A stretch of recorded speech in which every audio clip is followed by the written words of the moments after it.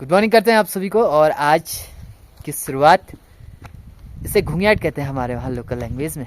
ये घुंघियाट है और ये कटर है। इन दोनों को लेकर मैं अभी चूक के पेड़ के पास जा रहा हूँ, क्योंकि वहाँ पर चूक तोड़ने हैं। आप लोगों ने हमको सानते हुए, बनाते हुए, खाते हुए तो देखा है, आज उसको तोड़कर उसका रस निकालते हुए भी देखोगे। तो लगभग 2 दिन तो लगेंगे मुझे उसे तोड़ने में, क्योंकि बहुत ढेर सारे नींबू के पेड़ हैं, उनको इकट्ठा करना है, वो करना है, ये करना है, सब कुछ करना है। तो उनको तोड़ते हैं पहले दिन, और दूसरे दिन की प्रोसेस में दूसरे ब्लॉग में दिखाऊंगा। तो आज कुछ ऐसा काम करते हैं। तो मैं पहुंच चुका हूं अपने पेड़ के पास नींबू के। तो इसको फटाफट से उतारते हैं सारे फल, देखते हैं कितना टाइम लगता है। तो चूक के दाने को अभी हार्वेस्ट करने का फायदा होता है। एक दाना लगभग 1 से 1.5 किलो के आसपास रहता है।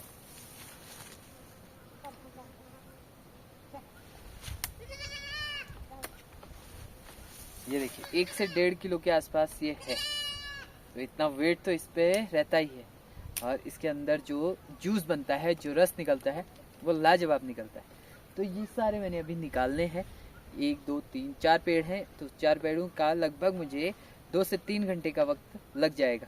तो फटाफट से इसको निकालते हैं।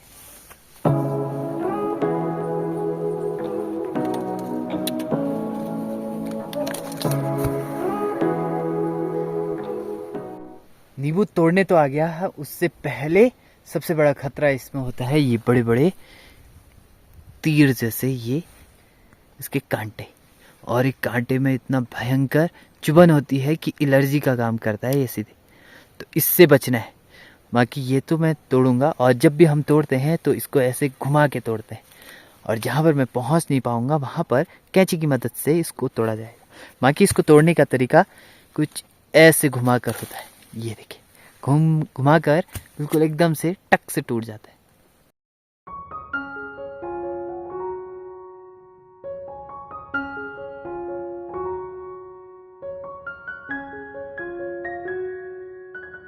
तो नीचे से जितने भी तोड़े जा सकते थे वो मैंने तोड़े। ये देखिए, कुछ यहाँ और ढेर सारे यहाँ। और अब है मुश्किल। अब मैं जा रहा हूँ रिस्क लेकर पेड़ में। रिस्क इसलिए क्योंकि इसके कांटे बहुत भयंकर होते हैं। तो ये करना बहुत ज़रूरी है, और उसे निकालना भी बहुत ज़रूरी है। तो देखते हैं कितने लगते हैं और कितने चुभते हैं।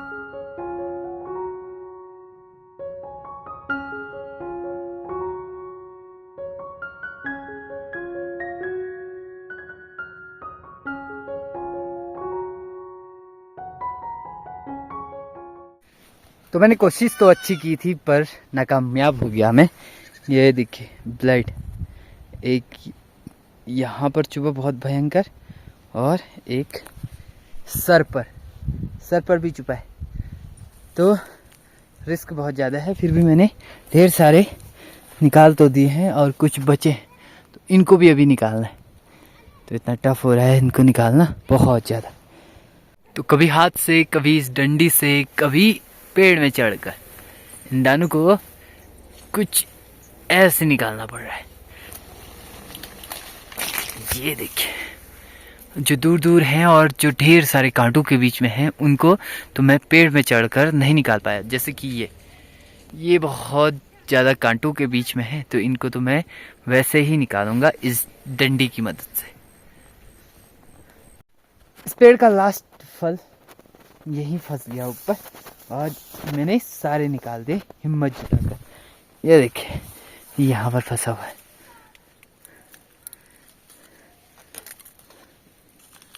अरे कुछ ऐसे हो रखे। और देखिए, मैं कह रहा था ना 1 से 1.5 किलो का होगा ये एक फल, और इसमें रस बहुत ज़्यादा। जिस दिन मैं रस निकालूंगा उस दिन मैं आप लोगों को दिखाऊंगा।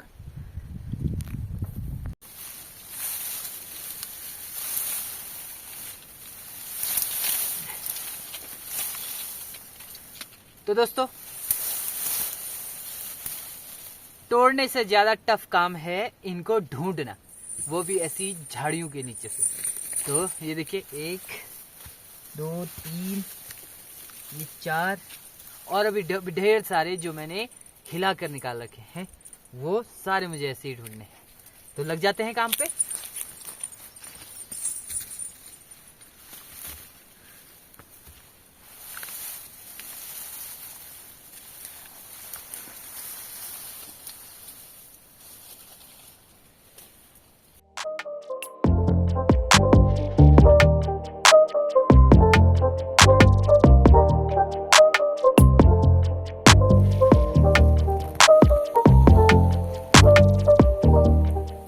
मैंने ये ढेर सारे तोड़े तो सही, पर साथ साथ में मैंने गेहूं का भी नुकसान कर दिया। तो इस एरिया में पूरे गेहूं टूट चुके हैं और माँ को पता चलेगा तो थोड़ा बहुत तो मुझे डांट पड़ने वाली है। बाकी ये काम तो हो गया है। जो हम अगर जड़ से काटेंगे तो वो दोबारा उग सकते हैं, अभी टाइम है, तो इसलिए इनको करना बहुत ज़रूरी था। तो ये इतने ढेर सारे हुए अभी, और अभी वो दूसरा पेड़ देख रहे हैं आप, उस पेड़ को भी निकालना है फल, तो फटाफट से वो भी कर लेते हैं, आए हैं तो। जब मैं बुआ के वहाँ गया था, फूफा जी ने मुझे कटर दिया, और कटर की मदद से अभी मेरे को समय भी है और वक्त भी है, क्योंकि माँ आने वाली है और माँ बोल रही है कि इसमें से कुछ फल बचा देना है, क्योंकि मौसी, मामा, दीदी और जो भी अन्य लोग होंगे, और जब भी हमको खाने का मौका मिलेगा तब हम लोग भी इसका टेस्ट लेंगे। तो इसलिए थोड़े बहुत इसमें बचाने हैं। जब तक माँ नहीं आती है तब तक मैं इस पेड़ की कटिंग भी कर लेता हूँ। और कटर ये है, तो मुझे एक तो फ़ायदा मिल रखा है कि मेरे पास कटर है, तो उससे थोड़ी सी कटिंग हो जाएगी, तो वो कटिंग भी करते हैं हम। और माँ के आने तक मैंने अपने इस कैंची से ये कुछ कर दिया है, देखिए। तो ये बिल्कुल बैलेंसिंग टाइप बना दिया है, नीचे से छटाव कर दिया है, और ऊपर ऊपर जहाँ पर फल भी लगे हुए थे वहाँ पर वो करते हैं। और थोड़ी बहुत इसमें मैंने नींबू भी बचा दिए है। तो माँ आती है, फिर उसके बाद ये बचे हुए नींबू भी तोड़े जाएंगे। तो माँ अब धीरे धीरे इन सब को बीन रही है, ये देखिए। चाची तो बढ़िया ढंग से चूक बनाती है, मेरे को भी देगी चाची, जो पी लेगी तो मेरे को भी देगी।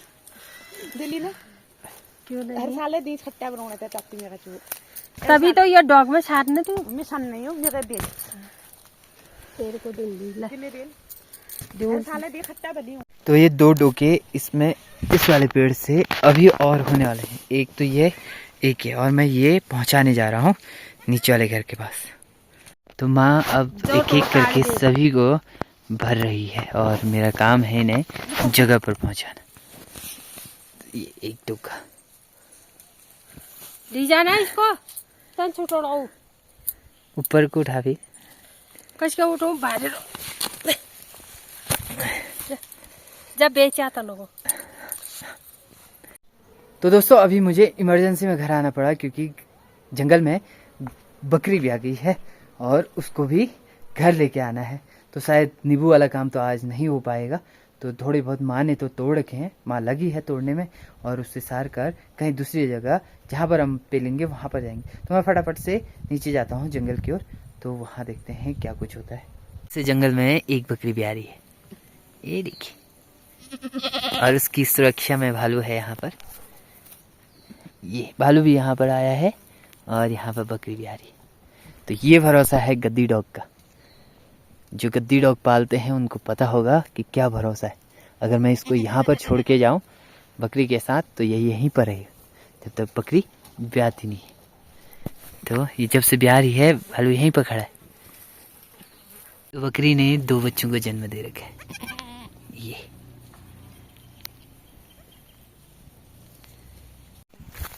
और जब तक बकरी ने बच्चों को जन्म नहीं दिया, तब तक भालू उसके पास ही बैठा हुआ था वहाँ पर, और पूरे गायों के बीच में बकरी ने बच्चों को जन्म दिया है। तो ये देखिए कितना प्रोटेक्शन होता है, कितनी समझदारी का काम करते हैं। जो भी गाय बच्चे जंगल में भी आती हैं, पहले चारों ओर भांप लेते हैं कि क्या होने वाला है, कैसे होगा। साथ में भालू बकरी के बच्चे हुए, उसके बाद अब अलग से आके बैठ गया यहाँ पर कि बकरी को कोई डिस्टर्ब ना हो, वो डरे ना। तो इसलिए ये कुछ 5-6 मीटर की दूरी पर बैठा हुआ है और बच्चों को देख रहा है। तो ये खास बात होती है जो गद्दी डॉग होते हैं।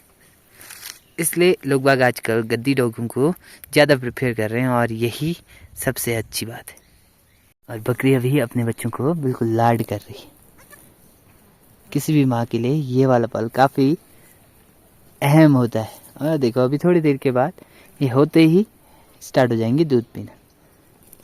तभी बकरी इनको अच्छे से पहले चाटेगी और जितना भी इन पर फिसलन है वो साफ करेगी, उसके बाद ये दूध पिलाएगी। जो बड़े जानवर हैं जैसे कि ये बैल, गाय इसी के आसपास हैं और सारी बकरियां भी इसी के आसपास आ गई हैं।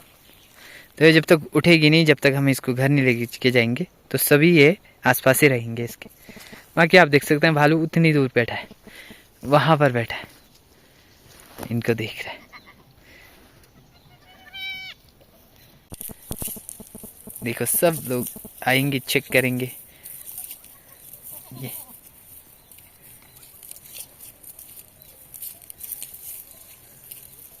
बकरियों के बच्चों को घर लाने के बाद अब मैं माँ के पास फिर से जाता हूँ कि कितना काम हो रखा है, और फिर आज का दिन भी ऐसे ही एंड करेंगे क्योंकि दिन भर कुछ काम नहीं हुआ। जो हुआ वो थोड़ा बहुत ही हो पाया।